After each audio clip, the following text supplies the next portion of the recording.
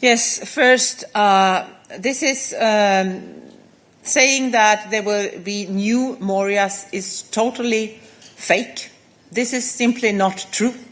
This is absolutely the opposite.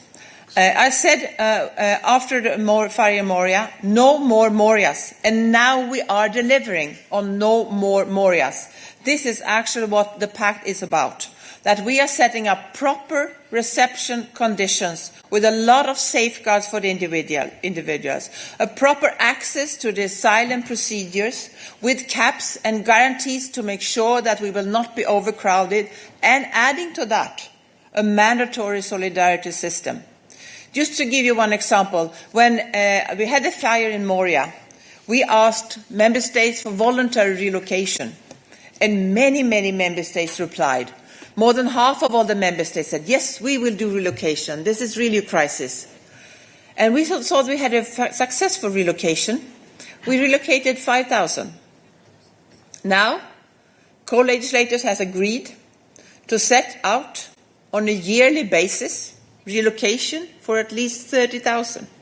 So it's a much more solid system to make sure that we will not anymore be in a situation where we will see people suffering in camps like Morias. On the return rate, it's true that different member states have are different successful. It depends partly on their internal system. It also depends partly on from which countries their migrants are coming and how easy they're because easy to return them.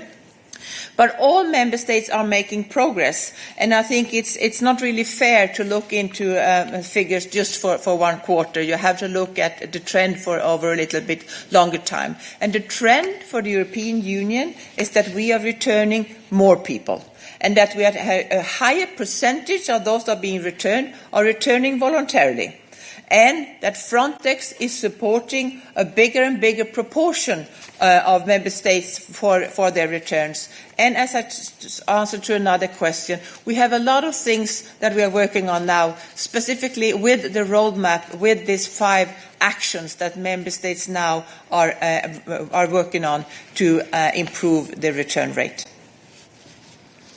Oui, et en ce qui me concerne, cher David. As far as I'm concerned, David, I'm really astonished that you would say that what's happening today is a continuation of Moria. It's the exact opposite. Moria is the reason we are developing this system. And what's more, I remember at my hearing at the European Parliament, I clearly stated before the MEPs that I was committed to work so that the shameful events at Moria would be confined to the past. And I really am proud today to be able to say that I have kept to this commitment.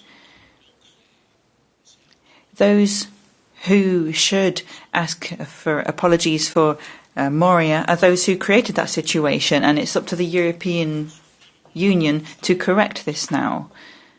Now, as a commissioner, I am not interested in dictating political events in Europe. That's not our role as commissioner.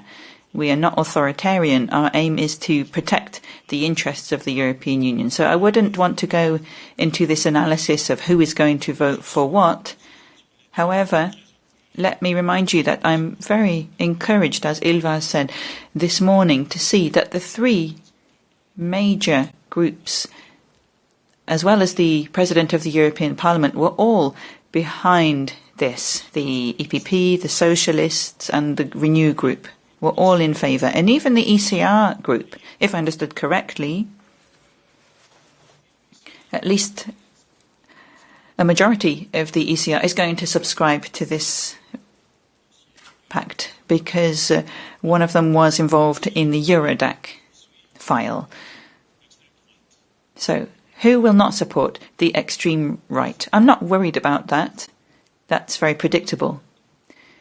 That's not an issue for us. That means that we can move forward with the rest of the MEPs and we can sideline the extreme right. Thank you. A question online, Thomas.